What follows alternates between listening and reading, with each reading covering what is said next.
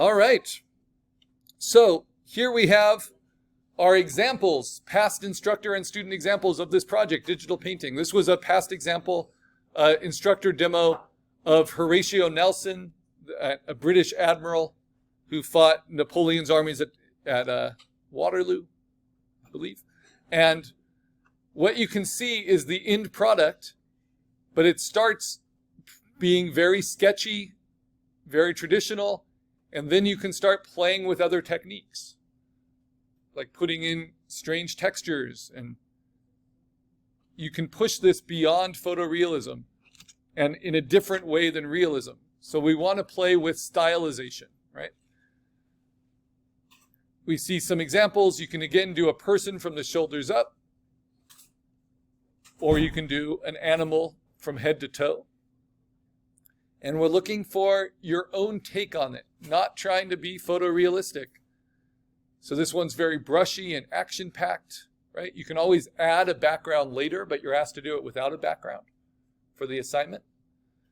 This student did a self-portrait and then used as their inspiration the sweatshirt they always wore. I forget what this kind of sweatshirt's called.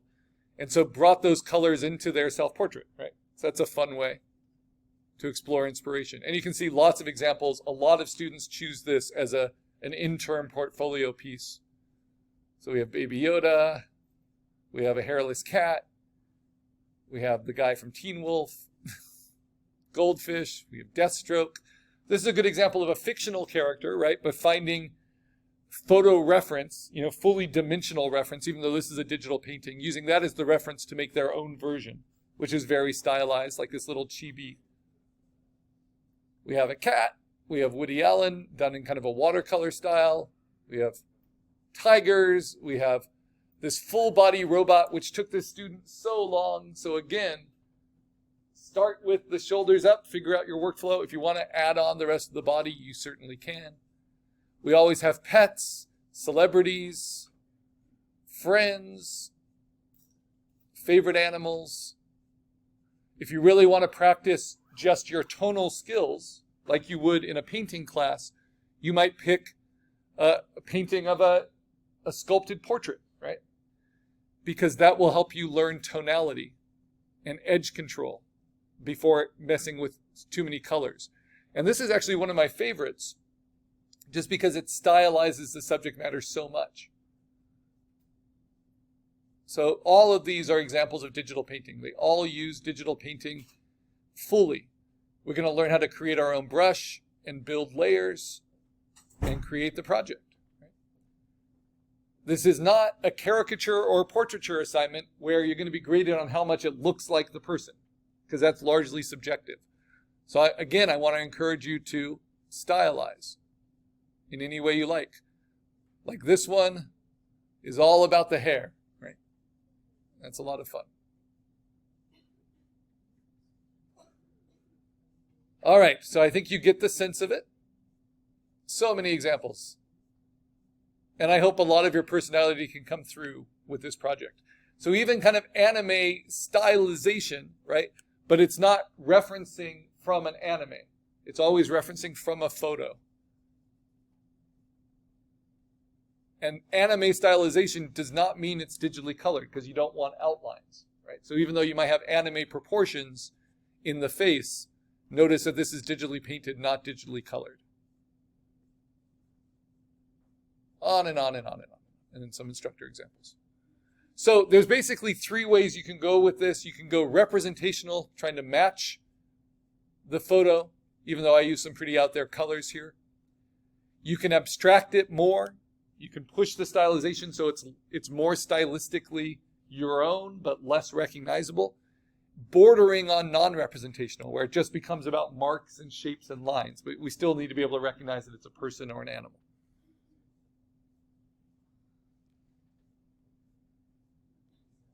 All right, so let's get to it.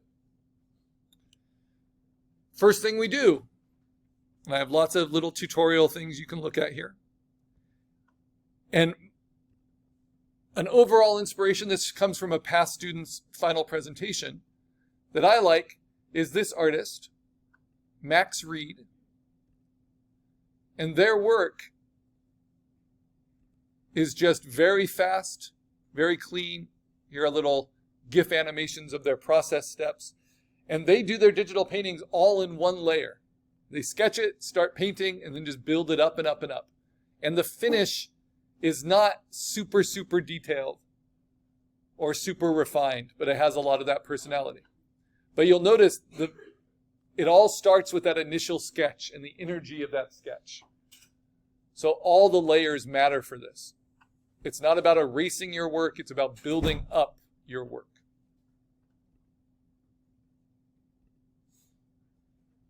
So that's always something I try to keep in mind, because I can get really, really detail oriented, and I don't want to be too particularly detail oriented. So I'm actually going to do a little screen grab of this to remind me.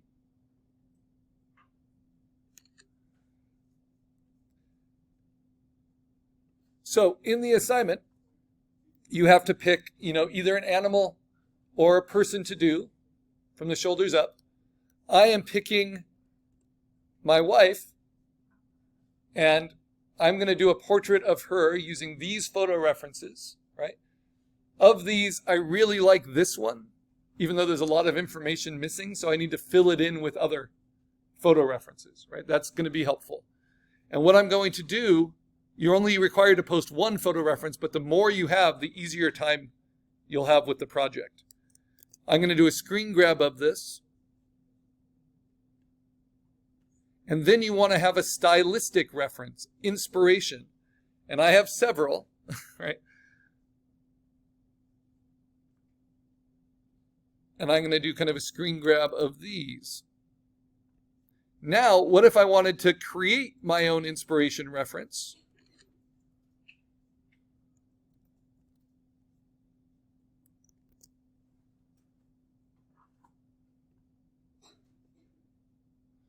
How can I do that? Maybe using an AI tool, which you're not required to do, but this is something that can sometimes help show you different things. So I'm going to take my hero reference like this, take a phone aspect ratio screen grab of it, go to the Dream Wombo program, and I'm going to take out the Marilyn reference, change my prompt, and I'm going to do a, let's see, Lucian Freud is a painter, portrait painter that I like. That's kind of similar to what I'm showing you there. So is Alice Neal. So I'm going to combine both of them. Painting of adult woman. Now, if I don't put in any reference, and I'm going to put it in as expressionism, why not? It's just going to give me a very generic adult woman, right, based on its training data. So then you'll see the difference for when I put in. So that's pretty cool. I like it. It's not at all what I was thinking of, right? But that is a good combination of Lucian Freud's paintings and Alice Neal's paintings, both 20th century painters. But it's not what I'm looking for. So now I'm going to upload that screen grab. Unfortunately, her eyes are almost entirely covered. And now I'm going to create it with the same prompt, but with that guidance. And I only have it at the normal level. Yeah. So what it does is it gives you kind of the color choices from your reference, the composition from your reference, but it starts to put in, I understand why I did some of those choices, right? I want to force a lot more color into it. So I might say super colorful and patterned, because that's something that's in Alice Neal's work. And now create it again, and I made the reference slider weak instead of normal. And it's a little too weak there, but I do like what they did with the background there. And I can push it in stronger ways. I can say like Basquiat or Picasso. And this just gives me other inspirations. Come on. So if it's taking a long time like that, just copy your prompt. And you can sign in, and you can even download this on your phone. And then I can do it again. And this time, I'm going to pick a different blending mode. What's nice is all the ones at the bottom, these are all the first iteration. All the ones at the top are the later iterations. Think like ChatGPT 1 through ChatGPT 5, right? So you can kind of pick how informed it is, right? So if I do watercolor, some of them you have to pay for. Let's see. Let's do...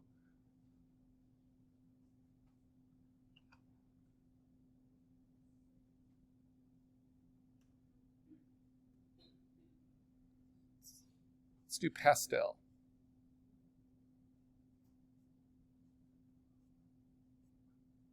Okay, I'm going to set it to, we'll set it to normal. We'll see what we get. And when you get this, just exit out. So I'm going to download that one, though I don't love it, and I'm going to push it. I'm just going to create it again. And I want more color. Because my wife will kill me if I make her look so bored. So that's why you can't trust AI. But it can be good inspiration. But it doesn't push the colors enough for me, so I'm going to say expressionist color. And this is why this is a type of digital image making that sometimes takes a lot of work. To keep playing with the prompts and keep trying to push it. And that's actually why there are jobs in studios now. Very cynical jobs and jobs I wouldn't want, but they're entry-level jobs that are prompt engineers, right? To do this kind of thing over and over. Yeah, that is getting closer. It's just not putting color into it. So what I'm going to do is go to weak. And now it's not going to match the composition or the angle anymore, but it might give me some fun. There we go. Some nice kind of color references. Yeah, I like that. So again, what is AI really bad for? It's bad for giving you what you want. What is it good for? It's good for entertaining you and showing you things that could work, right? But this is a class where we're trying to control the process. So I'm going to use this as inspiration. I'll just do one more for good measure. And this is how we use it for ideation, for inspiration to kind of get us where we want to go. Okay, now I'm going to go back to my assignment. I'm going to add those additional inspirations. You just need one inspiration for the kind of colors and paint and stuff you'll use. And you need one photo reference. That's it. So of these, I think I liked that one. Yeah, that one more than this one. And that one. So I'll put those two up.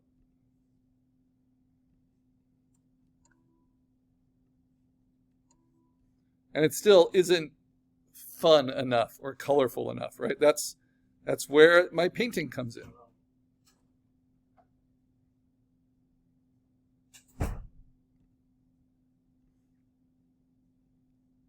But it is pretty remarkable how these tools work. And it is nice because I took these photos, right? So I feel like even though when you make something with an image generator, legally you do not own it. And neither does the company who made the image generator. It's considered an act of God. So you can't legally profit off of it. Right? And that's why in like new contract negotiations, which allow for the use of it, it always needs to be credited to an actual human so that they have the legal authority to grant the rights to use it. Okay, so now I know what I'm referencing. It's really kind of this strip of them is a good, it's tough, is a good kind of segment of the kind of experiments I want to do.